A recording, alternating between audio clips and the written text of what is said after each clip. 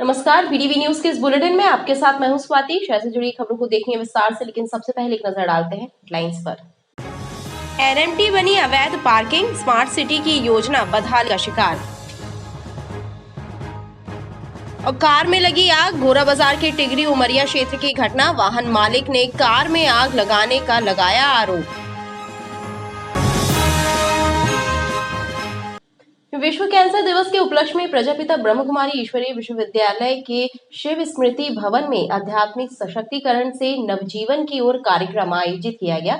इस दौरान कैंसर से जंग जीतने वाले 150 मरीजों को सम्मानित किया गया। विश्व कैंसर दिवस के अवसर पर भंवरताल उद्यान के सामने स्थित शिव स्मृति भवन में प्रजापिता ब्रह्मकुमारी ईश्वरीय विश्वविद्यालय के द्वारा एक कार्यक्रम का आयोजन किया गया। आध्यात्मिक सशक्तिकरण से नव जीवन की ओर विषय पर आयोजित कार्यक्रम में कैंसर रोग विशेषज्ञों के साथ ही इस बीमारी से जंग लड़ने वाले मरीजों ने भी अपने अनुभव साझा किए। कैंसर जैसी घातक बीमारी से बचाव एवं उसके लक्षणों के बारे में भी विशेषज्ञ चिकित्सक श्याम जी रावत ने जानकारी दी एवं इस रोग से पीड़ित मरीजों को आध्यात्मिक सशक्तिकरण से नवजीवन की ओर कदम बढ़ाने की ओर प्रेरित भी किया। जो कैंसर से ठीक हुए मरीज हैं उनको यहाँ पर बुलाया गया, जिसमें से 100 से अधिक मरीज हैं। कई मरीज 10 साल पुराने हैं, कई 5 साल पुराने हैं, जो पूर्ण रूप से जबलपुर में रह के ही ठीक हो चुके हैं। उनका यहाँ पर आज सम्मान किया जा रहा और आज का विषय रखा है आध्यात्मिक सशक्तिकरण से नवजीवन की ओर। उनका सम्मान रखा हुआ है। उनको बहुत सारी जीवन के आवश्यक गिफ्ट भी यहाँ पर दी जा रही है। और आज के दिन ये प्रयास किया जा रहा है कैंसर के बारे में जो समाज में भ्रांतियाँ हैं कि कैंसर यानी कैंसर से केवल मर जाते हैं, तो ऐसा नहीं है। कैंसर से हम पूर्ण रूपेण ठीक हो जाते हैं। आज मेडिकल साइंस ने दिनों दिन तरक्की की है, नई नई दवाइयाँ आज हमारे बीच में आ गई हैं। अगर हम उनको सकारात्मक रखते हैं, पॉजिटिव रखते हैं और पूरा इलाज करते हैं तो कैंसर से भी हम ठीक हो सकते हैं। क्योंकि कैंसर के मरीज जो अपनी हिम्मत को हारते हैं तो उन्हें मेडिटेशन के द्वारा एक हिम्मत मिलती है। दवाई के साथ अपने आप में कैसे दुआ प्राप्त करनी है, तो इसके लिए मेडिटेशन सिखाया जाता है। तो राजयोग मेडिटेशन से वो बल मिलता है, वो शक्ति मिलती है।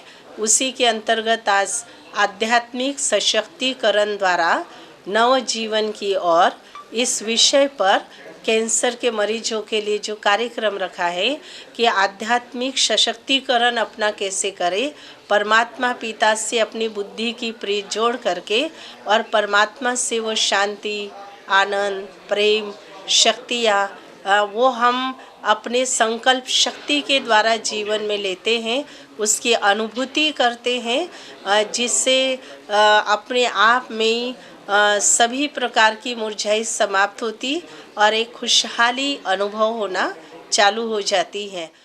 कार्यक्रम में कैंसर से जंग जीतने वाले 150 मरीजों को सम्मानित भी किया गया।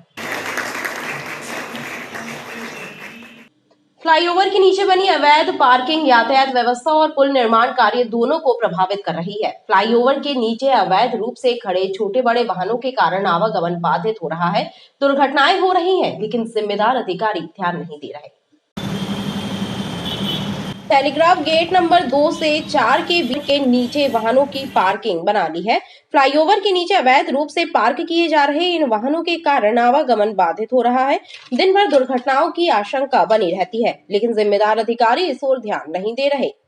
गेट नंबर 4 से और 2 में जो बीच में जो कंजेस्टेड हो गया, जो ओवरब्रिज बना है, उसके नीचे वो जो पार्किंग बन गई है, लोगों ने अपनी गाड़ी अवैध खड़ी कर रखे हैं, तो उससे आने जाने में, ट्रैवलिंग करने में बड़ी ज़्यादा दिक्कत होती है। कहीं ऐसा लगता है कि कोई एक्सीडेंट ना हो जाए। तो क्या अभी नया सारा रूट सेट हुआ है, तो वहाँ अभी इतना ज़्यादा कंजेस्टेड हो गया है कि वहाँ से आना जाना बड़ी परेशानी हो रही है। क्या देखते हैं सड़कों पे आप? सड़कों पे सर ट्रैफिक है, सब सीरीज चल रहे हैं, सब कोई साइड नहीं है, कुछ नहीं है। लाइनों में गाड़ियाँ खड़ी हैं, बाइक खड़ी हैं, लोग पैदल भी चल रहे हैं, अपोजिट साइड चल रहे हैं। ऐसा कोई अभी सिस्टम नहीं बना है। और सबसे ज़्यादा तो ट्रैफिक जो वहाँ पर स्टैंड कर दिए, पार्किंग कर देते हैं गाड़ी अपनी, उससे सबसे ज़्यादा परेशानी होती है। लोगों का कहना है कि नगर निगम के अन्य क्रांति दल और यातायात पुलिस को शायद यहाँ किसी बड़ी दुर्घटना का इंतजार है। करीब 6 करोड़ रुपयों की लागत से बनाया गया कटंगा क्रॉसिंग से बंदरिया तिराहे तक का एनएमटी बदहाली का शिकार है। इस नॉन मोटराइज ट्रैक पर लोगों ने वाहन पार्किंग बना ली है, जिसके चलते साइकिल चलाने वाले और पैदल चलने वाले इसका उपयोग नहीं कर पा रहे। स्मार्ट सिटी द्वारा करीब 6 करोड़ रुपए खर्च करके बनाया गया नॉन मोटराइज ट्रैक बदहाली का शिकार है। साइकिलिंग करने और वॉकिंग के लिए बनाए गए इस एनएमटी पर अवैध कब्जे हो गए हैं। यहाँ वाहन पार्किंग बना ली गई है। आसपास रहने वाले इसे गैरेज के रूप में इस्तेमाल करने लगे हैं, जिसके चलते एनएमटी बदहाल है, लेकिन जिम्मेदार अधिकारी मूक दर्शक बने हुए हैं।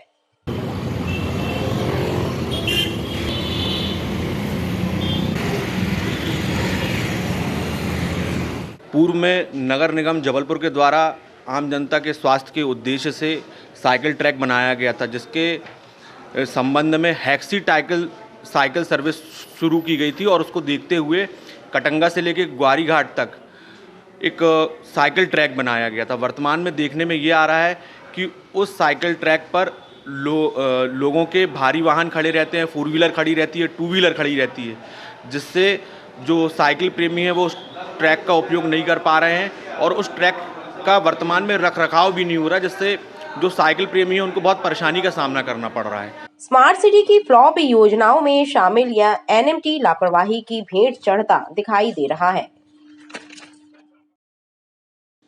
रसल चौक के आसपास सड़क और फुटपाथ पर कब्जा जमाकर संचालित किए जा रहे मैकेनिक जोन यातायात व्यवस्था के लिए चुनौती बने हुए हैं। ऑटो पार्ट्स की दुकानों के आगे मैकेनिकों ने डेरा जमा रखा है, जो आवागमन को बाधित करते हैं, लेकिन जिम्मेदार विभाग और अधिकारी मूक दर्शक बने हुए हैं। नगर निगम ने शहर के भीतर 1 दर्जन से ज्यादा स्थानों पर मैकेनिक जोन बनाए हैं, लेकिन इसके बावजूद रसल चौक के आसपास अवैध रूप से मैकेनिक जोन संचालित हो रहे हैं। ऑटो पार्ट्स की दुकानों के संचालक ही सड़क पर कब्जा करके मैकेनिक्स की दुकानें आबाद कराए हुए हैं और ये अवैध मैकेनिक यातायात व्यवस्था के लिए चुनौती बने हुए हैं।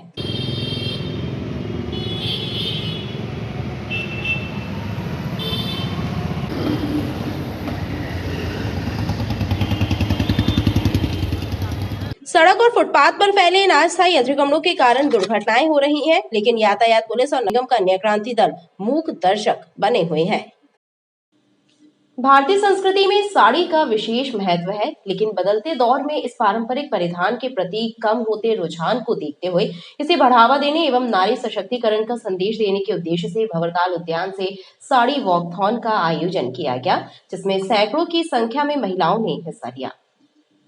पारंपरिक पहनावों को बढ़ावा देने और नारी सशक्तिकरण के उद्देश्य से महिलाओं की संस्था ऊर्जा के द्वारा भंवरताल उद्यान से साड़ी वॉकथॉन का आयोजन किया गया, जिसे महापौर जगत बहादुर सिंह अन्नू ने हरी झंडी दिखाकर रवाना किया।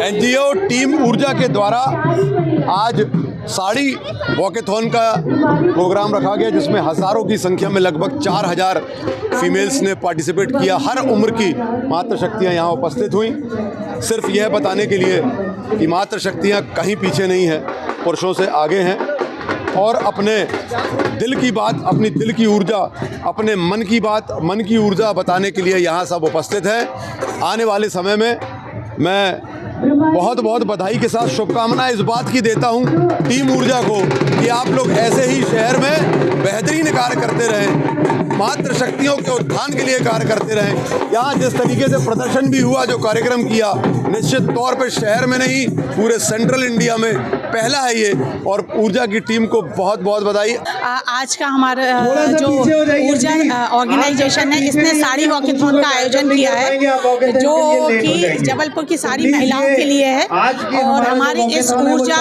का टैगलाइन है उड़ान मन की, मेंटल हेल्थ ऑफ विमेन। जैसे कि हम सभी जानते हैं कि महिलाएं कहीं ना कहीं अपने आप को पीछे कर लेती हैं, अपने आप को रोक लेती हैं, तो हम इस साड़ी वॉकेथॉन से ये संदेश देना चाहते हैं कि आप अपनी उड़ान रोकिए मत, आप अपने पंखों को फैलाइए और बहुत ऊंचा उड़िए।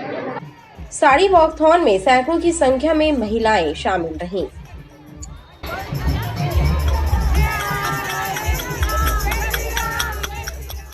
लघु काशी के नाम से विख्यात देवताल तालाब की सफाई की मांग उठ रही है। सफाई के अभाव में इस ऐतिहासिक धरोहर के आसपास कचरा फैला है, तो वहीं तालाब का जल भी गंदगी की वजह से दूषित हो रहा है।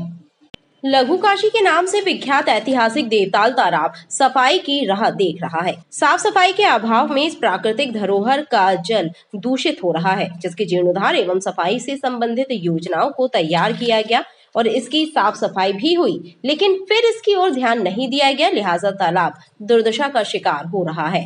देवताल तालाब में किनारे किनारे हम लोग देखते हैं कि गंदगी फैली रहती है। ना तो शासन का ध्यान है, ना प्रशासन का ध्यान है।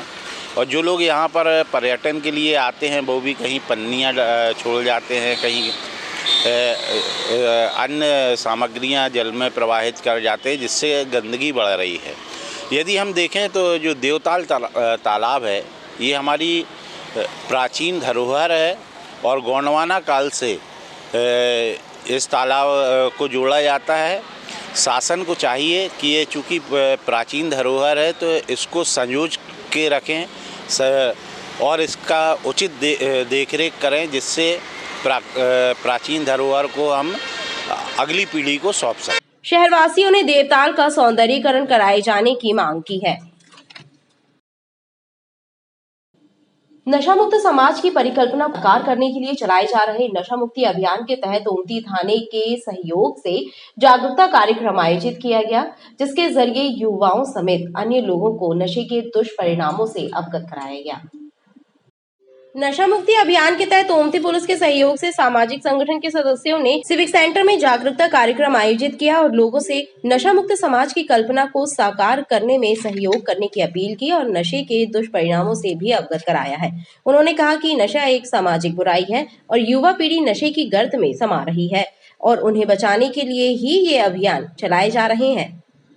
आज मध्य प्रदेश पुलिस के द्वारा नशा मुक्त अभियान का एक अभियान चलाया गया, जिसमें समाज को यह दिशा निर्देश दिए गए कि कैसे हम नशा मुक्ति करके समाज में सुधार एवं समाज को विकसित तरीके से आगे बढ़ा सकते हैं। इसमें मध्य प्रदेश पुलिस द्वारा एक अभियान चलाया गया है, जिसके द्वारा बताया गया और सभी को यह दिशा निर्देश दिए गए कि वाहन सुरक्षा में नशा मुक्ति का कितना बड़ा योगदान है। किसी प्रकार का अगर नशा करके वाहन चलाते हैं तो उससे दुर्घटना होने का खतरा होता है, जिसके द्वारा मानव जीवन को हानि हो सकती है, जिसके कारण नशा मुक्ति एक बहुत बड़ी जिम्मेदारी भी है और हमारे अंदर एक ऐसा मौलिक कर्तव्य होना चाहिए जिससे हम नशा मुक्त होकर ही समाज का और आगे का कार्य कर सकें। सामाजिक संगठन के सदस्यों ने सिविक सेंटर में घूम कर लोगों तक नशा मुक्ति का संदेश पहुंचाया। नर्मदा तटों और परिक्रमा पथ पर सफाई व्यवस्था दुरुस्त रखने की मांग परिक्रमावासी एवं श्रद्धालुओं के द्वारा की जा रही है। उन्होंने इसके लिए घाट पर आने वाले श्रद्धालुओं को भी जागरूक करने पर जोर दिया है। नर्मदा तटों पर साफ सफाई रखने के प्रति श्रद्धालुओं को जागरूक करने के लिए फिर से अभियान चलाने की दरकार है, ये कहना है नर्मदा परिक्रमा कर रहे परिक्रमावासियों एवं क्षेत्रीय नागरिकों का। दरअसल घाट पर भंडारा कराने के बाद दोना पत्तल यहाँ वहाँ फेंके जाने और नर्मदा जल को दूषित करने वाली सामग्री जल में प्रवाहित करने वाले लोगों में सुधार नहीं आ रहा है, जिसकी सबसे ज्यादा आवश्यकता है ताकि घाट पर जल प्रदूषण मुक्त रह सके। कुछ श्रद्धालु तो दर्शन के उद्देश्य से, कुछ श्रद्धालु भंडारा करने, कुछ कथा पूजन इत्यादि के लिए आते हैं और कुछ अस्थि विसर्जन के लिए भी आते हैं। तो देखा यह जाता है कि नर्मदा तट पर आए हुए श्रद्धालु अगरबत्ती लगाए, नारियल फोड़े, पूजन की, वहीं सब कुछ डाल दिया, छिलका वहीं छोड़ दिया, अगरबत्ती का पैकेट, डस्टबिन रखे हैं, जबकि खाली नगर निगम की ओर से व्यवस्था है लेकिन उसमें नहीं डालेंगे। एक तो ये हो गया। अस्थि विसर्जन करने आए लोग खारी घाट में वहीं स्नान ध्यान किए, जो कपड़ा छोड़ना थे वही भी नर्मदा जी में छोड़ दिए। भंडारा लोग कराते हैं, वहीं लोगों ने प्रसाद लिया, दोना में या जिस चीज़ में भी प्रसाद ग्रहण करते हैं वो वहीं छोड़ दिया। मैया, ये मैया हो या हमारे इंडिया की कोई भी नदी हो, मैं आपको हाथ जोड़ के विनती करना चाहती कि गंदी मत कीजिए, गंदा कचरा मत डालिए, डायपर मत डालिए, साबुन से मत नहाइए, साबुन से कपड़े मत धोइए। हमने पूरा ये पालन किया है, यहाँ ही नहीं हम हर जगह पालन करते। चाय के यूजेबल कप्स वगैरह, द्रोण वगैरह मत फेंकिए। क्या होता है, दिया लगाते हैं, प्लास्टिक के द्रोण में लगा के छोड़ते हैं। एक कपूर जलाइए किनारे पे, हो गया। नमस्कार कीजिए। आपका भाव तो मैया की तरफ जा ही रहे ना, दिल से। अगर मैया आपके दिल में है तो वो आपका प्यार पहुंच जाएगा मैया को। मेरे लिए तो ये एक स्पिरिचुअल सेल्फ एक्सप्लोर करने का और बहुत अलग एक्सपीरियंस है। मैंने हर खतरा पार किया है, खतरा नहीं बोल सकते, शिल्पानी किया, मांडवगढ़ किया। अब लगा कि चलो अब तो कुछ नहीं, लेकिन हर रोज़ एक अलग परीक्षा मैया लेती है और आपको वो तार के लेके जाती है। जो भी मेरी परिक्रमा का कुछ भी पुण्य हो मेरी फैमिली के लिए है, और मेरे बच्चों से मैं बहुत प्यार करती हूँ, मेरे हस्बैंड से भी। गोरा बाजार थाना अंतर्गत उमरिया टिगरी रोड पर स्थित एक मकान के बाहर खड़ी कार में आग लगने की घटना सामने आई है। बीती देर रात हुए इस घटनाक्रम की शिकायत कार मालिक ने थाने में दर्ज कराते हुए आरोप लगाया है कि शरारती तत्वों ने कार को आग के हवाले किया है।